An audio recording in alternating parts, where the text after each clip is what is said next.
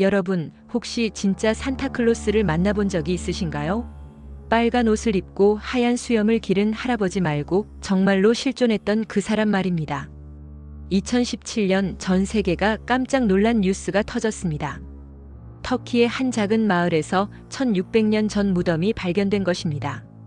그런데 이 무덤의 주인이 바로 우리가 알고 있는 산타클로스의 실제 모델 성 니콜라스였다는 것이죠. 오늘 저와 함께 시간을 거슬러 올라가 보겠습니다. 붉은 코트와 술록썰매 대신 진짜 성인의 놀라운 이야기 속으로 떠나보시죠. 과연 산타클로스는 어떤 사람이었을까요? 그리고 왜 전 세계 아이들의 영원한 친구가 되었을까요? 1600년 전 지금의 터키 남서부 지역인 리키아 지방에 니콜라스라는 한 남자가 살고 있었습니다.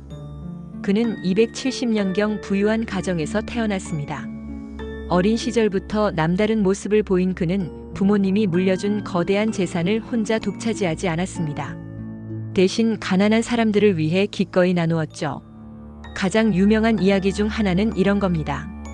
한 가난한 아버지가 있었는데 세 딸을 둔 그는 딸들을 결혼시킬 지참금이 없어서 절망에 빠져 있었습니다. 당시에는 지참금이 없으면 결혼을 할 수 없었거든요. 이 소식을 들은 니콜라스는 밤중에 몰래 그 집을 찾아가서 굴뚝을 통해 금화가 들어있는 주머니를 떨어뜨렸습니다. 그 금화는 우연히 벽난로 앞에 말려두었던 양말 안에 떨어졌다고 해요.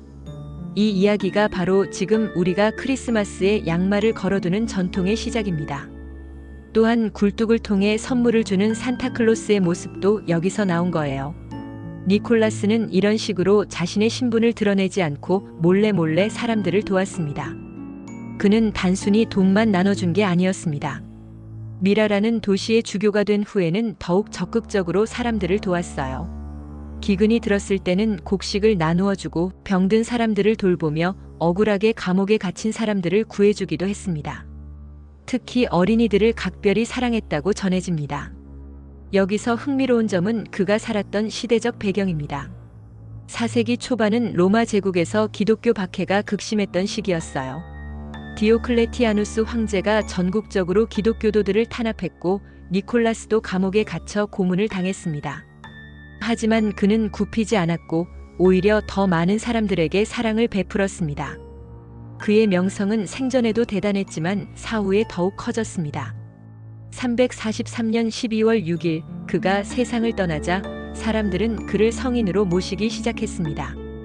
그의 무덤은 수많은 순례자들이 찾는 성지가 되었죠. 그런데 11세기에 예상치 못한 일이 벌어집니다. 1087년 이탈리아 바리의 상인들이 십자군 원정 중에 니콜라스의 유골을 훔쳐서 이탈리아로 가져간 거예요. 그들은 이슬람 교도들이 성인의 무덤을 훼손할까봐 걱정된다며 유골을 보호한다고 주장했지만 실제로는 순례객들을 끌어들여 경제적 이익을 얻으려는 속셈이었습니다. 이후 바리에 있는 성 니콜라스 성당은 유럽 전역에서 순례자들이 몰려드는 명소가 되었습니다. 하지만 여기서 문제가 생겼습니다. 정말로 그들이 가져간 것이 성 니콜라스의 진짜 유골일까요? 터키 현지 사람들은 줄곧 의심해왔습니다. 그리고 그들의 의심이 옳았다는 증거가 바로 2017년에 발견된 것입니다.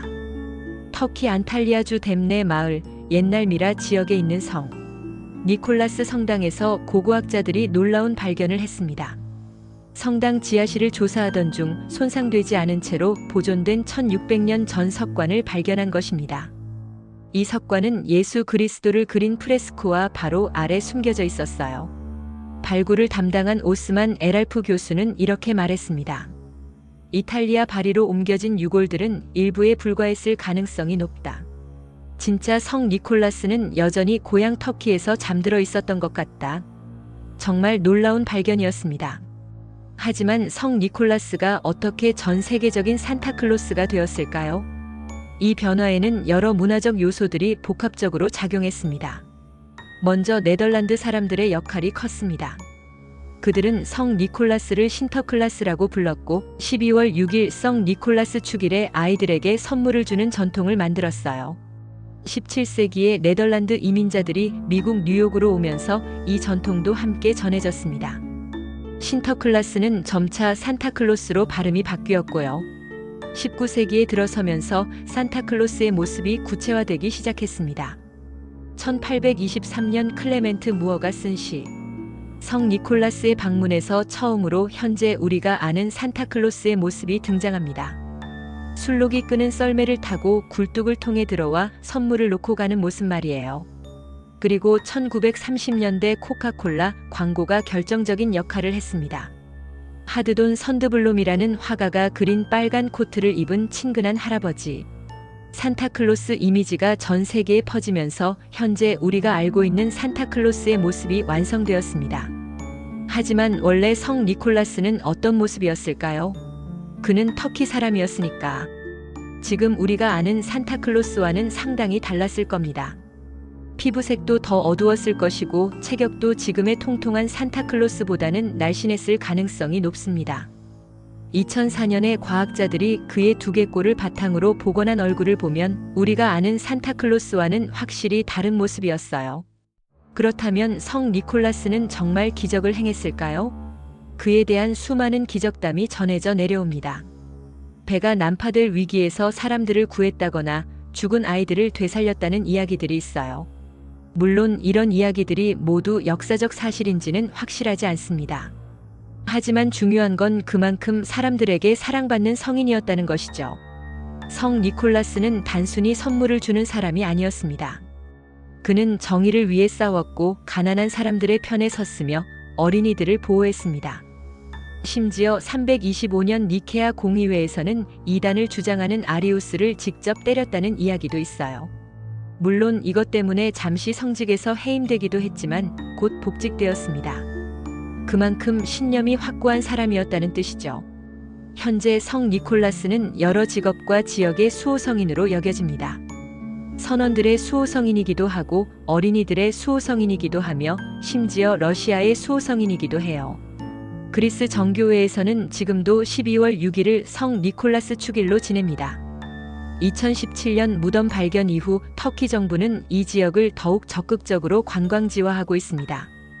매년 수만 명의 관광객들이 진짜 산타클로스의 고향을 보기 위해 댐내를 찾고 있어요. 성 니콜라스 성당은 이제 세계적인 순례지가 되었습니다. 하지만 가장 중요한 건 성 니콜라스의 정신이 아닐까요?